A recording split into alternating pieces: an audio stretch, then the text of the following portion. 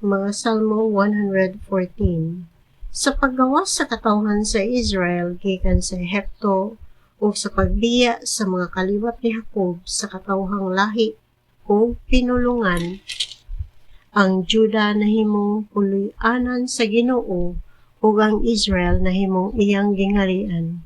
Ang dagat nga pula mitan-aw ug misibog ug mihunong pagdagayday ang suba sa Jordan.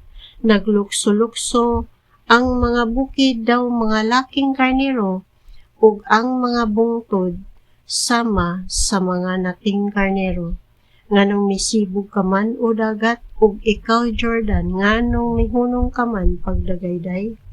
Mga bukid nganong naglukso-lukso man kamo daw mga laking karnero, mga bungtod nganong naglukso-lukso man kamo daw mga nating karnero? Hurog uyuta sa atubangan sa Ginoo, sa atubangan sa Dios ni Jacob, nga naghimo sa mga dagkong bato nga mga limaw sa tubig, ug sa mga pangpang nga bato nga mga tuburan nga nagdagayday.